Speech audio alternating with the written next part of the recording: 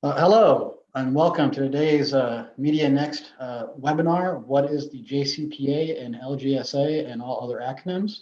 I am Jerry Rahal, the Executive Director of the Louisiana Press Association.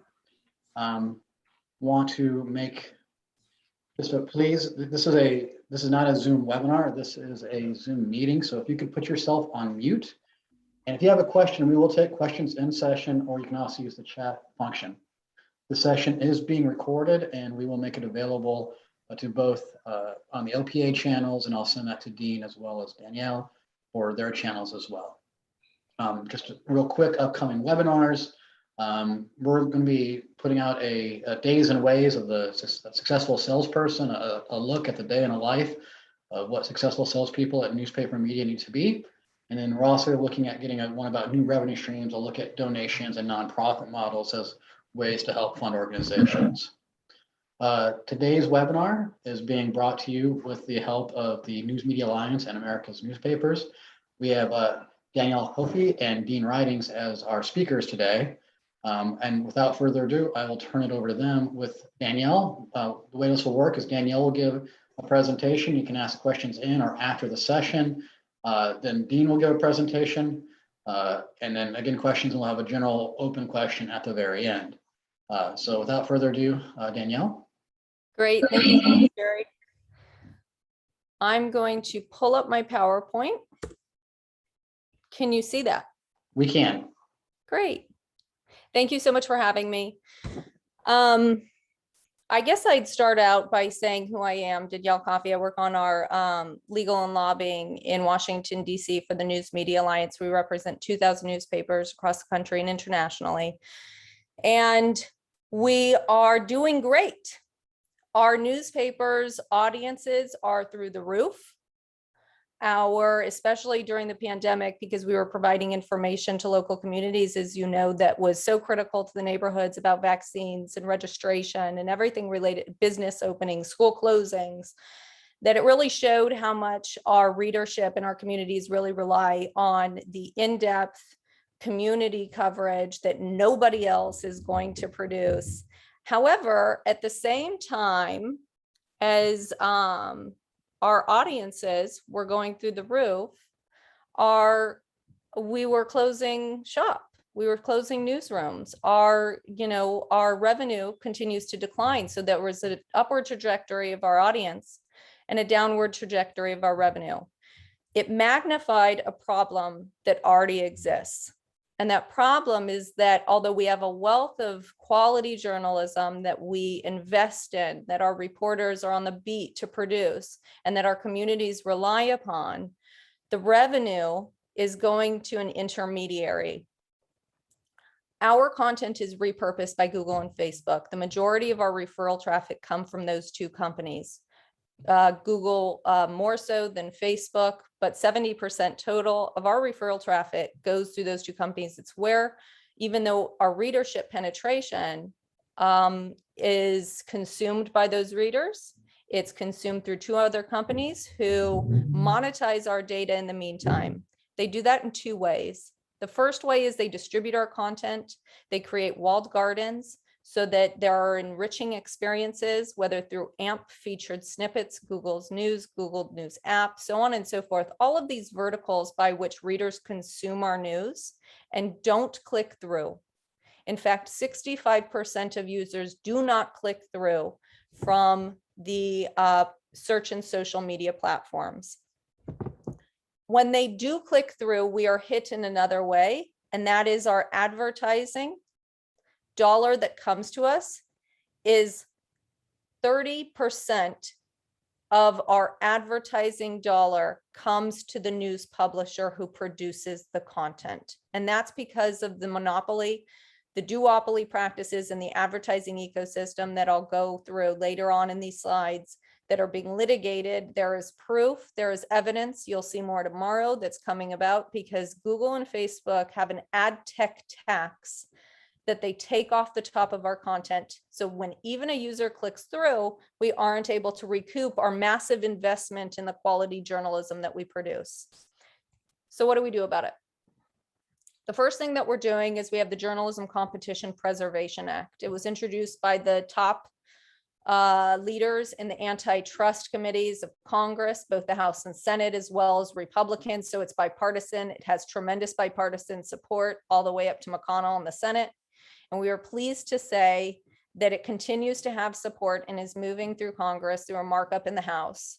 We finalized an agreement, legislative text, which will be moving forward, and it will be added to what was introduced in March to make sure that all publishers are paid and they're paid an equitable amount.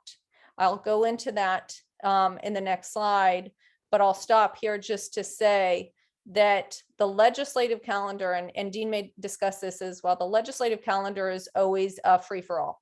You have to find opportunistic windows because when Congress is moving on one item or another, it will pause. And during those points of pause, legislative opportunities for movement through committee or actual floor votes are where you find those opportunities to push forward legislation such as the JCPA. What we've done to change the bill is ensure that we get paid an equitable amount and that all small and local publishers get paid. And the reason why we need to do this is because we know from experience around the world, in Australia and Europe, Google and Facebook like to pick off players. They only do it to a handful of select newspapers and they do not pay the rest.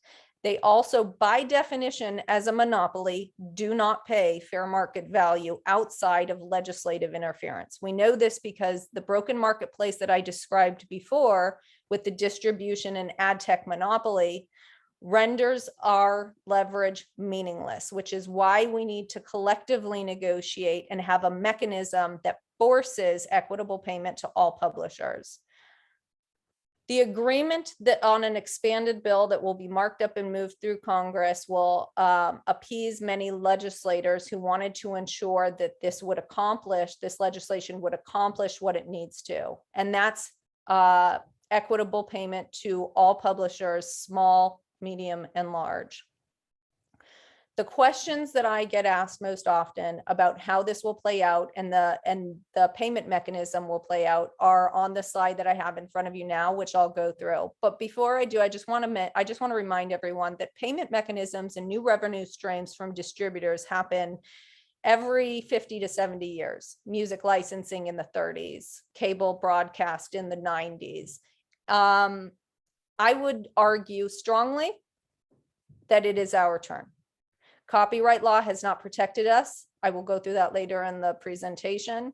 And right now, competition law is the basis for which we would negotiate an access charge collectively for our industry. An expanded bill would provide this mechanism. The first question I get is, am I an eligible digital journalism provider? That is the definition of what a publisher and a broadcaster would be included. This moment in time. Pardon?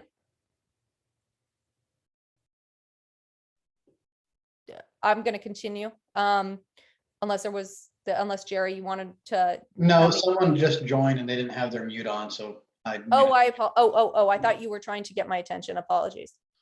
So, am I a digital journalism provider?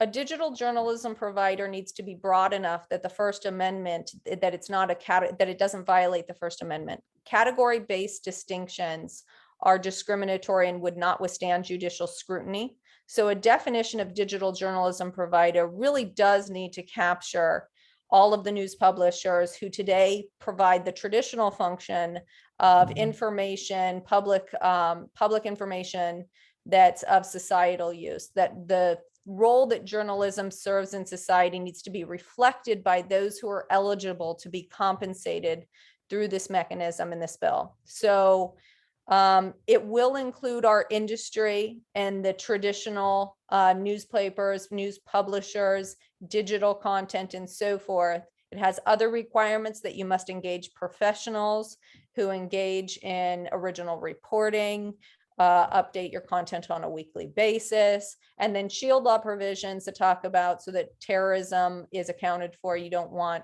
international publications and so forth to be included, but traditional publishers, of course, will. Will the platforms come to the table? Yes. There will be a notice of collective being formed. Then the collective will give notice to the platforms. Then the platforms shall, it's a little legislative, even though it seems minor, shall versus may, they shall respond to the collective, and then good faith requirements kick in and they must negotiate. Do you have to negotiate collectively? No, you do not. You can go it on your own. If you opt out, you cannot opt back in. And any commercial deal that is had on the side will be incorporated into a quantification of what a reasonable offer is. And Google must abide by what it does with side deals as what it does with the collective. What if I already have a commercial deal? Any pre-existing commercial arrangement will be deducted from an award from arbitration. So if you do have a pre-existing deal, and if it doesn't prevent you from being awarded under arbitration, then that commercial deal will be deducted from your award. We will also include anti-retaliation language, because any provision in a contract that restricts your ability to get paid through other mechanisms is unconscionable. And an anti-retaliation provision, meaning the platforms can't retaliate for you asserting your rights under laws, will be included. Will the platforms negotiate in good faith and offer something reasonable? Yes, they will. If they don't, the good faith requirements very similar to broadcasters, such as you must come to the table and you must negotiate. You can't, you have to have a representative. You have to answer on a timely basis. You can't try to pick off other players to the detriment of the collective, so on and so forth. Any violation of which will be met with a draconian, severe penalty on the platform, which is the news publisher's asking offer. So this will not be violated by the platforms. Otherwise, we will get what we ask for. The reasonable offer will be included, as I previously mentioned, will include commercial arrangements. It will not be offset by traffic, because the platforms often say we're already compensated by the traffic we receive. That's not true. We know that's not true. And it also needs to take into account investments in newsrooms. What will my allocation be based on? I'm not going to go into this too much, because we have an online tool that shows the quantification of what we will be negotiating for, as well as how the allocation will be distributed to the companies who would go to a claims administrator, kind of like class actions, provide their inputs, and it would be validated and audited by the claims administrator and then paid out in a timely manner. The legislation will require it in 90 days to the news publisher. The allocation will be based on your traffic and your investments in newsrooms and reporters. We've undertaken a modeling exercise with 2 outside economic firms, one an international firm, the other a domestic firm, to develop formulas for this quantification. And on November 19th, we'll be making that public. Who do I have to split my allocation with? Going back to the digital journalism providers, if you are an eligible journalism provider, which most news publishers, if not all, would be, pending the criteria, the objective criteria that I noted earlier, do you engage professionals, so on and so forth, that would be your pool of participants in the collective who you would share the quote unquote pot with. Who is negotiating and who is handling the award? We'll have voting and governance rules, as with traditional cooperatives like farming cooperatives. Union collectives have such rules. Voting and governance rules are made clear, and everybody has a vote, and it moves forward and is determined by the pool of collectives. How long will I have to wait? 10 months. 30 days notice to the collective, 30 days notice to the platform, 6 months of good faith negotiations, and 2 months once you invoke arbitration for the arbitrator to make a decision.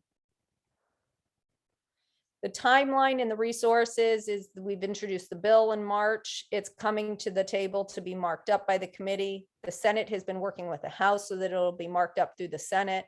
And then it'll go to the floor, and we'll need a tremendous amount of support by the masses on the ground, the local papers who will benefit from this. We've had overwhelming support so far, and we hope to continue to keep the pressure because Congress does have other priorities, and we need this revenue stream into our future to get what the fair market value is owed for journalism.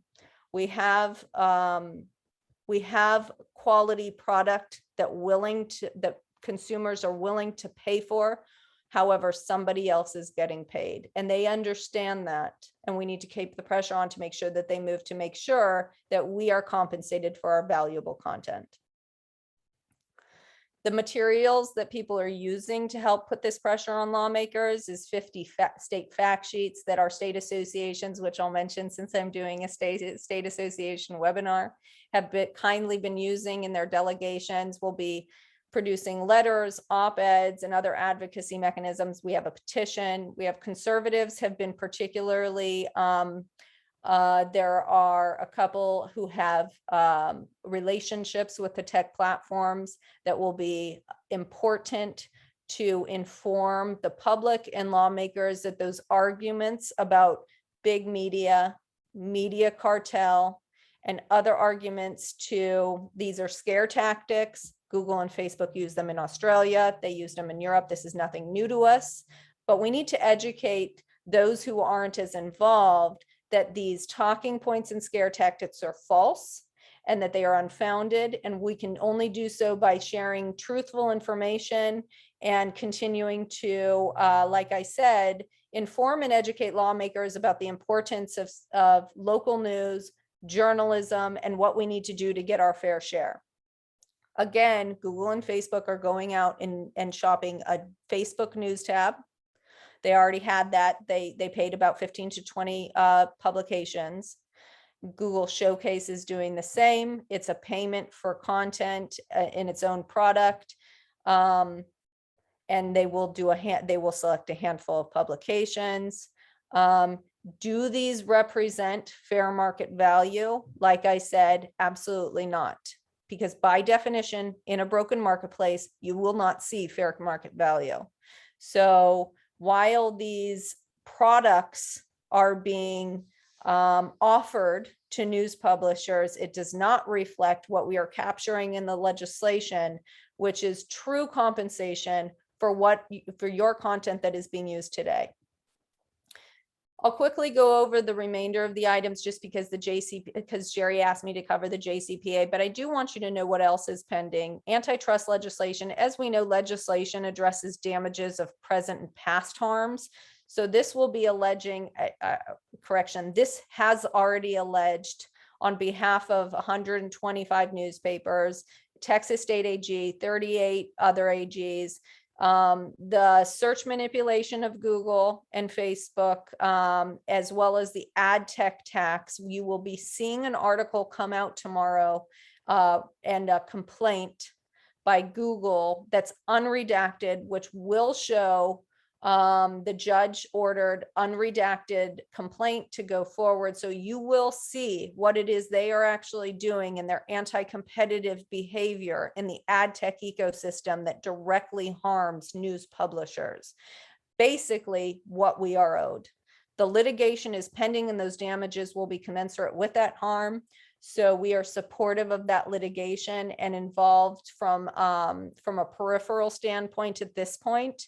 But we are following that I'm sorry, I was on the wrong slide. That litigation going forward with DOJ about to release an ad tech case themselves. It has momentum. It's been moved to New York. The venue has been chosen for the JPML who consolidated the cases in New York. It will be going forward in 2023.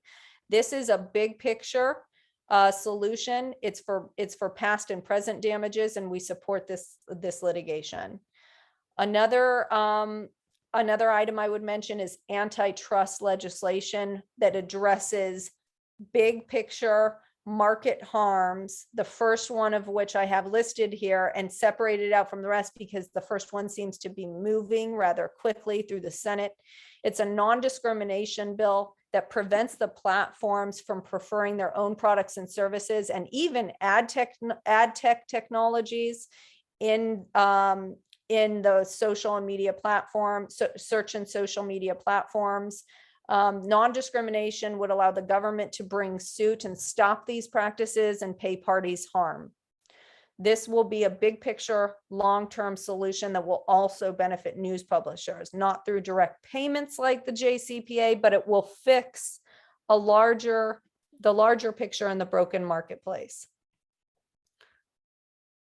The other thing I mentioned is a Copyright Office study. This is another long-term solution because copyright laws are broken. Transformative and fair use has swallowed any protection we once had. It doesn't address the market harm and access because even the best copyright office, the best copyright protection in the world is meaningless with a monopoly because they'll force you to waive it because they say if you want to be found, you will waive your copyright. And that's like asking somebody if they want to breathe air. It's what is called a Hobson's choice. So copyright protections are meaningless with the dominant platforms, hence competition law with the JCPA. But we still ask the Copyright Office through Senator Tillis to do a study because the EU was so successful in going about the copyright route.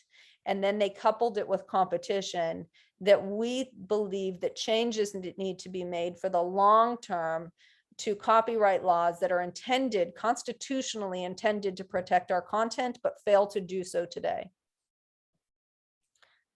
That's the end of my slideshow. Does anybody have any? I went through a lot of information. Does anybody have any questions? Well, let me start real fast. And if people want to unmute themselves or send a message, they can. But Danielle, I'm simple stupid.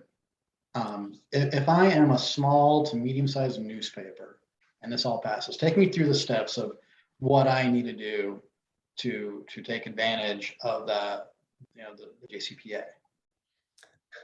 Thanks, Jerry. First thing you do is you tell your congressman you want it. Yeah. and then it becomes a law, right? The day after it becomes a law, what do? What you do from the newspaper's perspective is you're going to get a notice and it's going to be from a collective and they're going to say, I hereby, and you've gotten these before, probably in your email, your junk mail. Did you own a car during this period of time? Did you own a washing machine? It's kind of like a class action. It's, do you fit the bill for purposes? And all of your papers do. Anybody on this call does, all of our state associations, traditional media, you fit the bill. So you join the collective. And then that collective gets together and you give notice to the platform and you say, we've joined a collective, start negotiating with us. They start negotiating, the collective determines who represents, and there's, we have tons of material that they can use to represent what is owed. You go back and forth for a period of 6 months.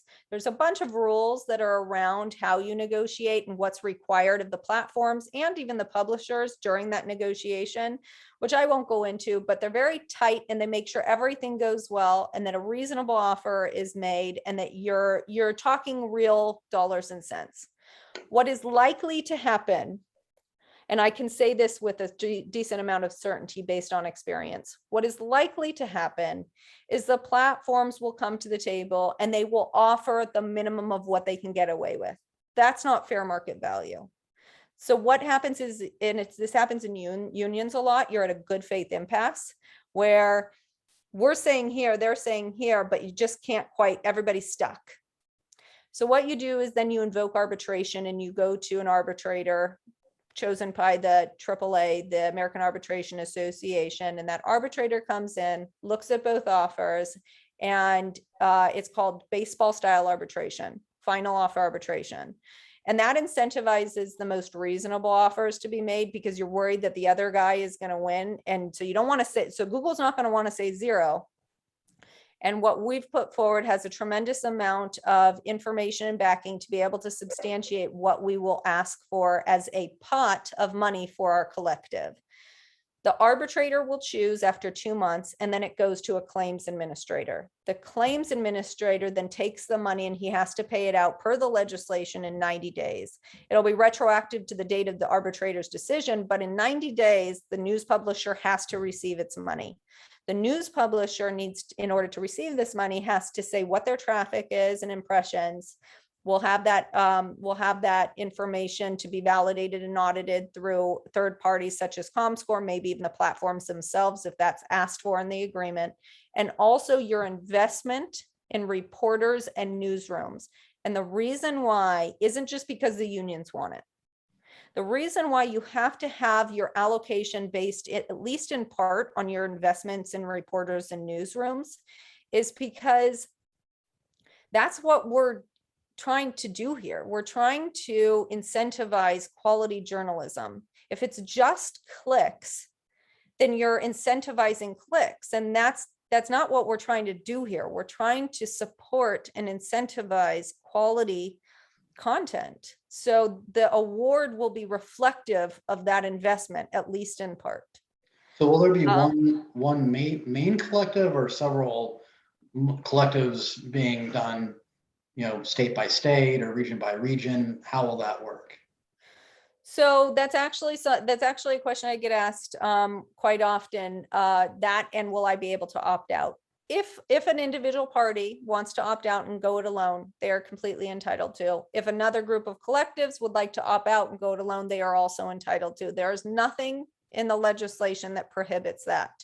What it does prohibit is opting back in to a collective that's formed. Once you go forward and there are power in numbers, if you move forward with a collective and negotiate as that formed collective, any entity that chooses to opt out cannot opt back in later, and they cannot get a part of any award from that collective. So it leaves open flexibility with real world game theory parameters. So again, simple, stupid. Is this award, you talked about it being retroactive. How does it, impact long-term? Like, is it a collective every year? Is it going to create a system where reoccurring funds are established? How does the financials work after the initial collective has come to some sort of conclusion? Great question. So payment will be made on an annual basis. It'll be reflective of the advertising revenue because it will be a portion of the advertising revenue of the platforms. We see that going up, not down. So it'll be an annual basis based on that, and also based on new numbers that are submitted by the claimant on that annual basis. The length of term for the entirety of the negotiated agreement with the platforms will be determined within that agreement. That will be a significant point of negotiation. But the legislation will direct that the full term of the agreement cannot be any shorter than X number of years, whether it's 5 years or 10 years or 15 years, we haven't decided yet. That is actually one of two remaining points that need to be deliberated leading up to a markup, the full term of the agreement with Google and Facebook. And the other thing is minor. I won't go into it. It's just the penalty for the anti-retaliation provision that I mentioned. There's a difference of opinion there. Okay. I have other questions, but I'm going to stop for a second to see if anyone else wants to unmute themselves and ask some questions. Anyone? Bueller? Garland? No question, Garland? All right. Thank you so much. Keep going. Okay. So one final thing, this isn't a question, but more of a statement, so that if you're going to share this with your members, my experience has been a lot of the smaller publications don't really do a good job of having and analyzing their online traffic. So it sounds like if they want to take part in this is something that they're going to need to really take a look at and make sure that they're getting, their metrics in line, understanding it, and being able to, be ready to do that. Because if they don't, they're going to potentially miss out on this pot. Is that correct? We will also be here. Oh, there's an echo. We will also be here and ready to help because we have gathered extensive third-party data that actually tracks this. It's ComScore, Listen First, among other, and you're right, many companies already have their own data analytics that we use to quantify, because what we're doing now is we're coming up with an allocation. Let's say you were paid today, And you need to know the information to input to know what that number would be today. And what we've found is that it is being tracked, you're right, by the news publishers who already do the data analytics, but that can also be found through third-party data and impressions that are on the platforms themselves, which is information we hope to acquire from the agreement in the legislation to be able to get impressions, because Google and Facebook know best what content they're surfacing on their platforms. So. All right, any last chance, not last chance, but last chance at this moment to ask Danielle any questions? Let me ask this. You talked about retroactive, Danielle. How far back are we talking about? So that's a really good question. Some of our newspapers didn't want to wait a year. So in traditional, like the Comcast NBCU order, other negotiations that have taken place, in a lot of cases, what you do is you deliberate and it's forward looking, and you do, okay, over the next year, the traffic that you carry, we're going to collect that. And at the end of the year, you get paid. But that's not going to work for us. This is ongoing abuse of our anti-competitive abuses that are already taking place, extraction of value of our content. And so we argued successfully that it has to be backward looking, meaning the previous year's usage of our content need to be used in order to project. It's kind of like estimated taxes, to project a payment. And then that payment must be made immediately. For each following year, you can do a look back, what already existed. So it'll remain a look back. But we were very insistent on not waiting a year after the legislation is passed and the steps are gone through that I mentioned to see money in our hands. That is not going to work for an industry that needs, that has an urgency in being paid what we're owed. So when I talked about retroactivity, Garland, it was with regard to something else though. I was talking about the arbitrator's decision is made, and then in 90 days from then, the claims administrator makes the payment, but that payment is retroactive to the decision that when the arbitrator made it. Does that make sense? Okay. Yes, it does. Great. All right, well, there's Garland with a great question. Now we can end the meeting. No, wait, we got Dean. So thank you so much, Danielle. Again, if you can stay on, if people have questions at the end, I'd appreciate it. Absolutely. So Mr. Dean Ridings, you're up, sir. All righty. Thank you so much. Share my screen here. You all see that? Right. So Yes. I guess it'd be good to start by saying what the LJSA is not. And this is a very different bill than the JCPA. It is in no way competitive. They're both very important bills for our members and do very, very different things. So, you know, the JCPA really makes permanent structural changes for the industry, while the LJSA is more of a temporary bridge to provide support at this time for newspapers. I think that's a pretty distinct difference. So what is the Local Journalism Sustainability Act? There are three components to this, and the first allows individual taxpayers a tax credit up to $250 for subscription to a local newspaper. And this does include digital platforms as well, even if they're non-for-profit.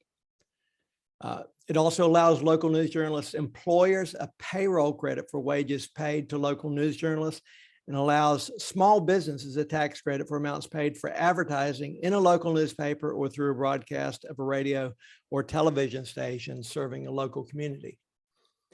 But in its current form, we're really just talking about the employer payroll credit for wages paid to local news journalists. So let's look at that in a little more detail. So this allows for, in the first year, up to a $25,000 tax credit per newsroom employee. So it's 50% of the total compensation up to $50,000. Years 2 through 5, it's a $15,000 credit maximum per newsroom employee. And that's based on 30% of the total compensation up to $50,000. Most important, say this is refundable. So let's say you had a bad quarter, you don't have any tax liability, you still will see this money back. Want to talk about the timeline for a minute. This was originally filed in 2020 by Representatives Ann Kirkpatrick and Dan Newhouse. Francis Wick was very active in getting this bill filed, and we certainly appreciate his support. The bill did not have a Senate companion, but it did end up with 78 bipartisan co-sponsors. So it was a good start, even though it didn't really take off last year. Now, this year, it was refiled in the House again by Ann Kirkpatrick and Dan Newhouse. And then the companion bill was filed in the Senate by Senators Maria Cantwell, but with support from Mark Kelly and Ron Wyden. And Senator Cantwell has been very, very interested in providing support to local journalism for some time. So this is, in a sense, it's no surprise, and we're really grateful for her ongoing support to newspapers.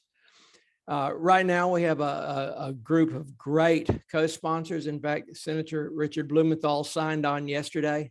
So it's a very, very good list of co-sponsors of the bill. Timeline for this bill is we do have support from Ways and Means Chairman Richard Neal. It is included in the House Ways and Means markup. Support continues to grow. Some of you have been reading probably Senators Manchin, Sinema, and Schumer have publicly stated their support of the bill, as well as being co-sponsor. They've talked about how important this is. And I think there is more of an appetite in Congress at this time to support local journalism. As legislators see newspapers disappear in their districts, they see what it does to communities, and it's devastating. And they want to protect journalism. They want to protect their hometown newspapers. So it's great to see this change in appetite. The bill is included in the current draft of budget reconciliation. Of course, we're still a ways off from that. It's hard to pinpoint a timeline, but we're probably thinking December at this point. Congress returned Tuesday, and I bring that up because if you have not reached out to your member of Congress, it's not too late. Let them know that this bill is important to you, to your community, to your newspaper. Let them know that you want to make sure that this stays included, because it could be pulled out. Obviously, you've all heard the news. Manchin wants to cut the cost of the bill. Sinema is concerned about that as well. So some things will be cut. We want to make sure that this bill stays included.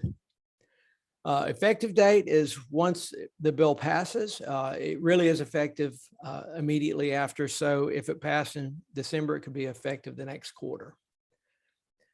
So I think it's important to say, talk about how this bill happened and how we have such strong support. And I am really, really excited about this part, because I think in my career, I've never seen such support from the newspaper community, with so many of our members being willing to reach out to the members of Congress, telling them how important this bill is, asking for their support. And it has made all the difference. And this bill has gained traction and continues to be part of the reconciliation bill, because members, publishers across the country have reached out to their legislators and let them know how important this is. There has been some reluctance at times for journalists to get involved in advocacy efforts, but we have a right to speak to our members of Congress, and I think it's very, very important to continue. That's, I think, the most of the details of the bill. I'd be happy to take any questions at this time. Dean, the subscription and the tax credit, I mean, is that gone? No chance of that coming back into the fold, or? No, and I'm glad you asked that. There is still interest, particularly from Senator Manchin, in the tax credit for local advertisers. That right now is a $5,000 tax credit for small businesses, which is described as under 50 employees. There is some interest in that. We could see that be included. The concern right now, obviously, is keeping the cost down. That would add to the cost, but there is some interest in that. Seems to be a little less interest in the tax credit for subscriptions. But there does, that's it. I won't say it's out definitely, but it's not included today. Okay. Dave, do you have a question? Yeah, I do. Hey, Dean, is there an estimate as to how much this is going to cost, just the payroll tax part? There have been some estimates, it's Senate Legislative Council is working on the final draft as we speak, and that will be scored. Some estimates are probably less than $2 billion, but we really don't know, until it's scored, it's hard to say. Broadcast is now included in this bill. Obviously that's pushed the cost, pretty much doubled the cost, but we estimate somewhere less than 2 billion. Other questions?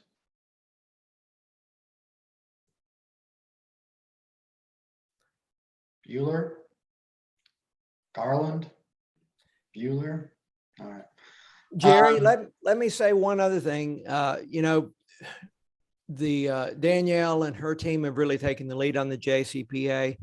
America's Newspapers has really been pushing for the LJSA, but I'm really appreciative of the incredible support from Danielle and her team. Even last night up into late in the night, we were working on some of these legal definitions. So thanks to Danielle. And I think it's a great thing for our industry to see two, I guess, technically competing organizations come together who value working together for the good of our members. And that's another great thing that I'm proud to be part of. And I will commend Dean for not getting a migraine from watching legalese go back and forth that would cause anybody to want to overuse the delete button. So, and Diane knows that I can get very granular. Let's just put it that way. So how about wonky? That's what we love about you, Danielle. So it has been a team effort. Same with the JCPA. I mean, this is one industry, we just happen to represent them on different parts and different offices and different living rooms. This is one industry. We all represent you. So it is a team effort. I agree with what Dean said. Dean or Diane, did you have a question? I do. Here in New York, we have a lot of teeny tiny online news organizations that cover specialized communities.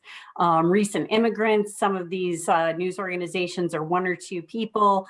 They're publishing online in a language that's not English. And I know they're very concerned about being left out because they don't have payroll.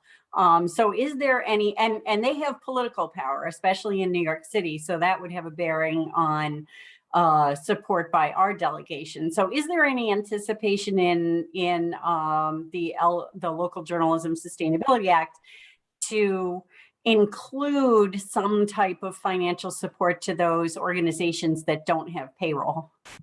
Yes, and Diane, the current version that's in markup right now does have a provision that I believe will accommodate those. And the same thing actually applies to a large number, particularly the NNA represents a lot of smaller papers throughout the country. Some of them may only have 1 or 2 employees. And the publisher owner may be very active in getting the paper out, but they're also the editor of the paper and spend a large part of their time in producing the content. So there is a provision in the legislative markup right now that, from my understanding, would accommodate that. Great, thank you. When you have language, if you could share it with me, that would be great. Sure. Are there any other questions? No. Danielle, Dean, if you could go over, Danielle went over this a little bit already, but just a reminder of what can people do and where are the resources at that they can do, utilize? That's my favorite question. What we're doing is, everything I talked about is very, like I said, we were joking about the granularity and the wonkiness, but it really is inside baseball. And you go to each of the caucus members before a committee. We do something called whip count, all of these types of things that you have to go through in order to get it passed. And that is by our team of lobbyists and economists and lawyers who go through meeting by meeting and explain these things and talk about the text and fidget with the text. And this is the whole process that I kind of tried to explain in a how it would affect you way rather than what the text says, because that'll make your, like I said, it's just too wonky. But that is happening now, right now.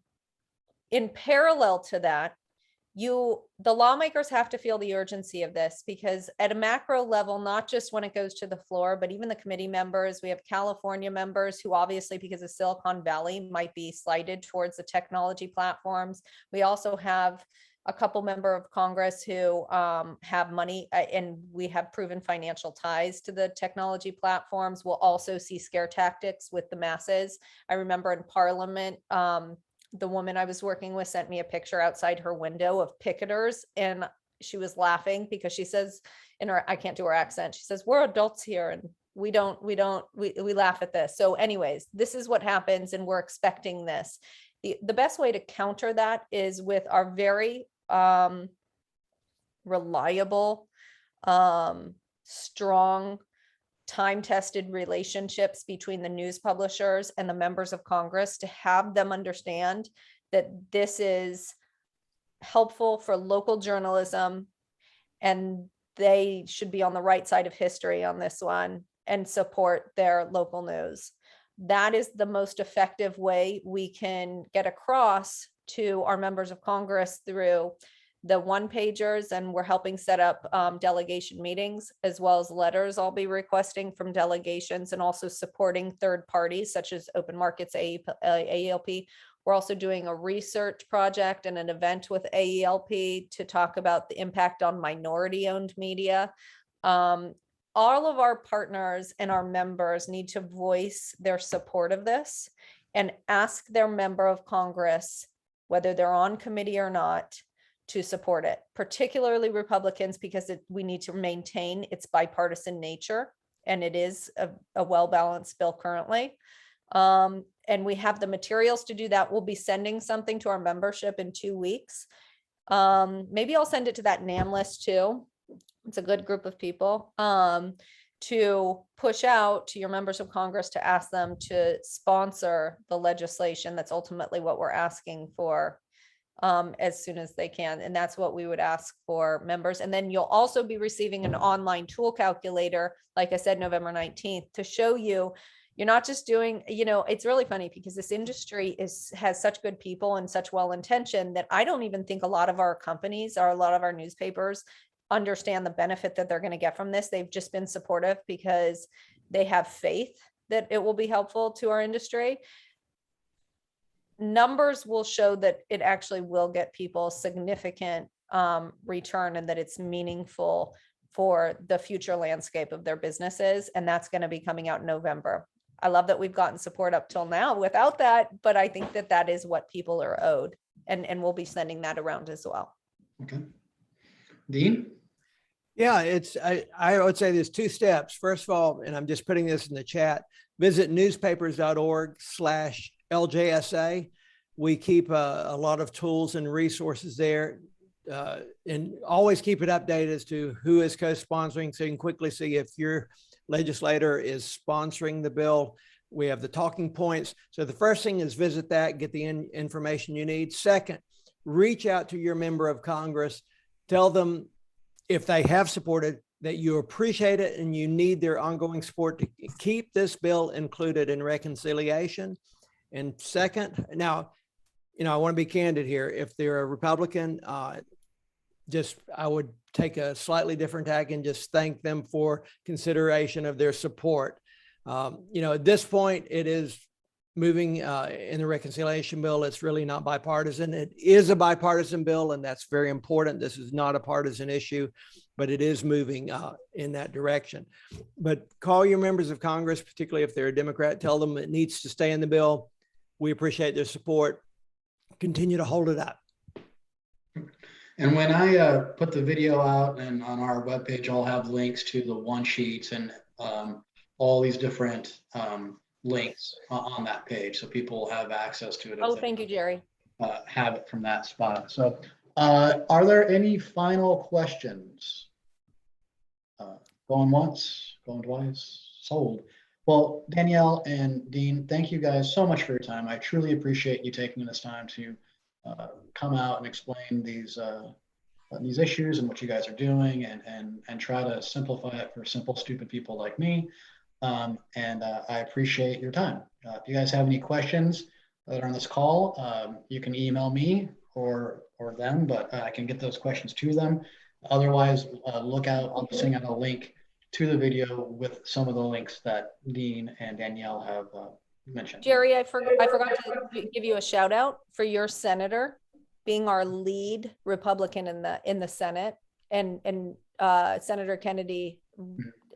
Thank you for everything that your organization and your delegation did to support that, to make that happen, really. So thank you for that. I appreciate that. That had 100% nothing to do with me myself, but I have some great board members who have great relations. Yep, we appreciate it. Thank you. Thanks, Jerry, for bringing this to the attention. Yeah, Yep. appreciate Well, it. thank you, everyone, and have a great day. You Thank too. you. We appreciate it.